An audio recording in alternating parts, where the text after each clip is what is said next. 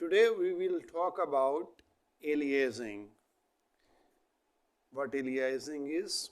So suppose if we wish to measure a signal of 100 Hz, what sampling frequency should we keep? That's the question. So we consult with Nyquist theorem, and Nyquist theorem tells us that your sampling frequency should be greater than 2 times your maximum frequency of interest. So 100 Hz is our maximum frequency of interest. We have to measure 100 Hz signal. So we have to keep our sampling frequency greater than 2 times your maximum frequency of interest. So we can keep the sampling frequency at 201 Hz, 202 Hz. We will measure the 100 Hz signal. That's no issue, no problem. But as we know that some vibrations above 100 Hz will also pass through because of the transition band of the filters. 105 Hz pass through, 110 Hz may pass. So assume that you have kept your sampling frequency 201 Hz. Your maximum frequency of interest is 100 Hz.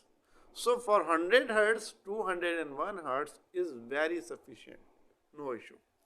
But if a signal of 110 passes through, 110 Hz, then will 201 Hz sufficient for that 110 Hz signals? No.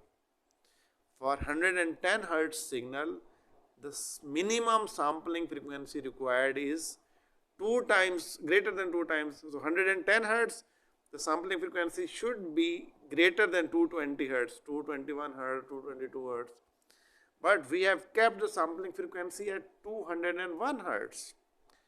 So if a signal of 110 Hz passes through, the sampling frequency of 201 Hz will not be sufficient for that 110 Hz signal. What will happen? Aliasing will happen. So for 110 Hz, 201 Hz sampling frequency isn't sufficient. So what will happen? Aliasing. So what we will see in the FFT spectrum? We will see an aliased peak in the FFT spectrum. At what frequency? At which frequency? That's the big question.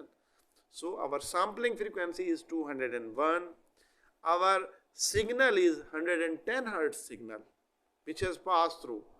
So we will see a peak